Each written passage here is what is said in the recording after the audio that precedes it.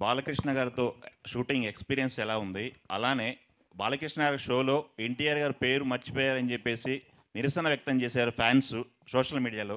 అది మీ దృష్టికి వచ్చి ఉంటుంది కదా. ఇద్దరితో వర్కింగ్ ఎక్స్పీరియన్స్ ఎలా ఉంది? ఫ్యాన్స్కి ఏం చెప్పదలుచుకున్నారు? నేను అంతకుముందు కూడా చెప్పానండి, బాలకృష్ణ గారితో తారక్ గారితో అంటే ఎంతమందికి దొరికితో తెలియదు అదృష్టం రామారావు గారి అబ్బాయితో అండ్ మనవడితో చేయటం. సో జయలవకుశ తారక్ గారితో చేసింది నా లైఫ్లో బిగ్గెస్ట్ అచీవ్మెంట్గా నేను ఎప్పుడు ఫీల్ అవుతుంటాను. అది ఎప్పటికీ ఉంటుంది. అలానే బాలకృష్ణ గారితో ఇప్పుడు సినిమా చేయటం డాకు మహారాజ్ అనేది మళ్ళీ ఎక్స్ట్రాడినరీ జర్నీ లాగా ఉంది.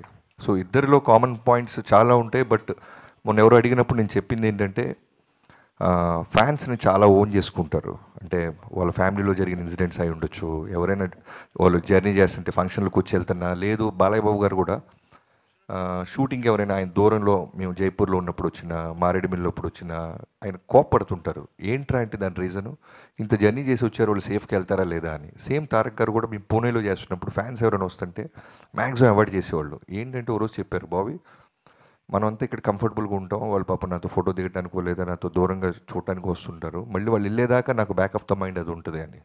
సో నాకైతే ఈ రెండు కామన్ పాయింట్స్ చాలా బాగా అనిపించినాయి. అంటే బాబీ గారు ఒక్క నిమిషం, బాబీ గారు అదే ఈ షోలో ఎన్టీఆర్ పేరు ప్రస్తావించొద్దని ముందే మీకు సజెస్ట్ చేశారని తెలిసింది, అది నిజమేనా? ఏంటి? అంత డ్రామా జరగలేదండి, దాన్ని కవర్ చేయాల్సిన అవసరం కూడా లేదు, అవి ఏమి లేవు. అక్కడ స్లైడ్ అయిన ఫొటోస్ని అడిగారు బాలయ్య బాబు గారు, వాటికి నేను సమాధానం చెప్పాను, అంతే జరిగింది.